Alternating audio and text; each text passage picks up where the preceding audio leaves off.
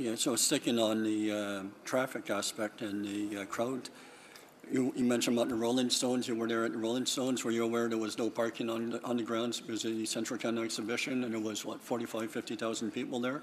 Yeah, again, I was aware of that. I didn't attend the Rolling Stones. Yeah. But I was aware of how the parking went. Again, I've done some research. I've looked into these things. You know, the city has guidelines for how many parking spots are required for various things. I'm well aware that the city often waives those guidelines. In fact, it does a fair amount, and many motions come before this council all the time to waive parking in lieu, things like that. So accommodations can be made. I would also suggest, going back to the issue of Scotiabank Place, some people think Scotiabank Place is great because it's next to a highway and it's got a bus and all that. But many traffic experts actually suggest that it's a horrible spot. And the reason why is because 90% of the traffic is always coming in and out from the same direction. Whereas at Lansdowne, the traffic disperses amongst many different routes. That is something to consider. Could we do that somewhere else? Yeah, there's probably other places where we could accommodate that same thing. But the point is that simply to suggest that it's not next to major transit, which I would say that I actually looked into it, it's less than 2 kilometers from the Carleton University O train stop, or to suggest that it's not next to a major highway is not looking at the full picture. Okay. And you were at the FIFA, and obviously it was sellout crowds for every game at the FIFA. So I guess my question is, for the traffic and the assumption that, oh, it cannot work because of these large crowds and everything, I think my question is, are you comfortable with the traffic study that's been put in place by the OSCG and the city that will handle the traffic I think we've moved situations? inside the realm of his presentation. His presentation was on heritage. Well, no. I just want to make sure, I don't think he represented himself as an expert on transit. Okay, but there's a lot of people that ask a lot of questions. I'm just following up on some of the questions that were asked. Mr. Mayor, if you can give me a bit of leeway here, please. Because I don't ask every speaker that opposes Lansdowne. You know, I wait till I have a chance to ask the odd question, and this is one where I'm asking. Because, you know, obviously this person does make a lot. Carry on. This person does make a lot of sense, and I'd like to hear his views on some of these things. So you're comfortable with the traffic study that's being brought forward, that we will be able to find ways to deal with the traffic situation? The traffic studies, as I understand, you know, and the same with the retail studies, there's been a few different ones done. I have no reason to not accept the findings of a peer-reviewed study.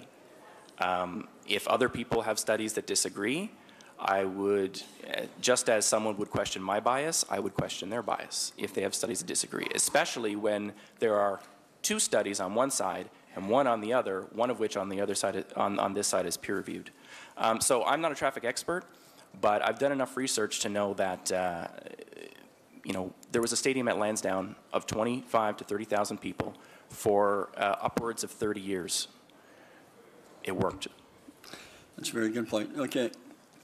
How would you feel, you know, there was a question about how would you feel about having the stadium and another location, like you said, you'd go see football at any stadium in Ottawa, and I agree with that. But I guess the question should have been, how would you feel about a revenue-neutral stadium, which is present, or having the taxpayers foot the bill completely for another stadium? What would be your preference in that type of scenario? To be honest, I think that part of the problem that council is running into is this strive to make it revenue neutral. And that speaks to the retail study and other things where we're trying to make sure there's enough retail there to justify things like that.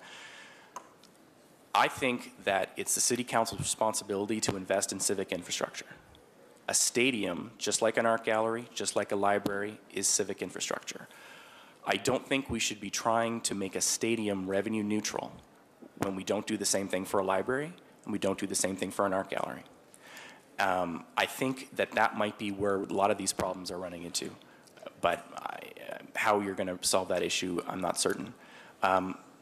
If the city wanted to scrap this whole process and build a stadium on its own from scratch, somewhere else, I would be supportive of that, because I believe that a stadium in a G8 capital is important civic infrastructure. So yes, I would support that, absolutely. Well, I guess my question, would you support that over the stadium at Lansdowne? That's revenue neutral presently. Over the stadium at Lansdowne, no. No, I wouldn't, because I believe that Lansdowne has a sporting history that needs to be maintained. Okay. But if that was the result of this process, and someone said, well, we're going to build a new stadium at Bayview, No. I'm not going to say no to that, but I would not prefer that over what's currently been proposed, no. Good. And your heritage, going back to heritage, you make some excellent points. In fact, are you aware that football's been in existence at that location for probably close to 100 years? Absolutely, and the Ottawa Rough Riders, prior to their demise, were the longest running professional football club in North America. There's been a lot of talk about, well, they're not around anymore. I would suggest that that the group that has been presented for this project are absolutely, without question, the group that can make this work. Fans were never the issue. The issue was, quite honestly, the circus that was taking place in the ownership box at Lansdowne. And if you look at what happened in Montreal, Montreal lost their team for a very long time. And people thought football was dead, absolutely unequivocally dead. And then they moved into a tiny little college stadium that's much smaller, although they're expanding it, but at the time was much smaller than Lansdowne. And they're not only an unqualified success, but football in Quebec is booming. So yes, I absolutely think that it's important to maintain that heritage. Thank you very much for taking the time out of your work and coming out today. It's very much appreciated. Thank you. Thank you. Councillor Kadri. Thank you very much, Mr. Mayor. And Mr. Callahan, thank you for coming out this morning to do the presentation in front of us. Just two questions. First of all, in terms of, you mentioned the FIFA event that you attended in 2007 and the Rolling Stones concert. And were you living in Canada at the time? Actually, no, I wasn't. I was living in, I believe, I'm trying to remember whose ward that is, but I was living at the corner of Cooper and Somerset.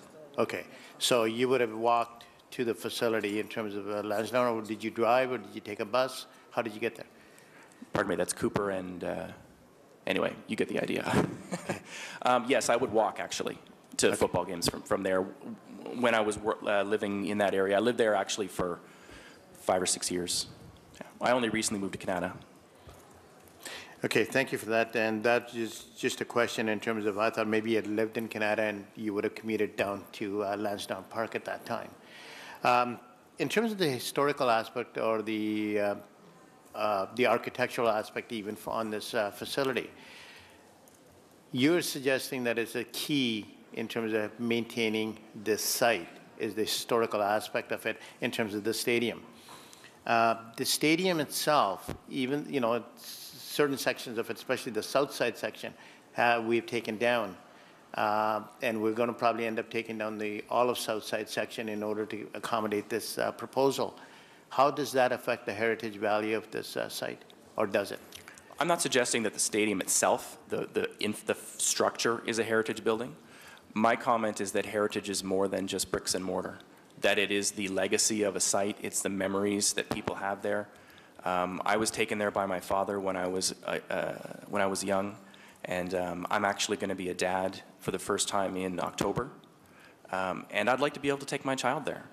And the timelines work, seems to be pretty good. By the time this whole process comes through, I might be able to take my child there and have them enjoy sporting events at the site. Thank you for that, and congratulations on being a new dad in the future. The other point that I was going to make is, at opening comments, you talked about Scotiabank Place. And if you wanted that moved, you'd have to talk to Councillor Wilkinson. I think you'd have to talk to me first in terms of being the ward councillor, and I'm just making that as a clarification. But yeah, it would be good to talk to everybody else on that issue if that time ever comes. Thank you very much. Thank you, Mr. Mayor. Thank you very much, Spencer.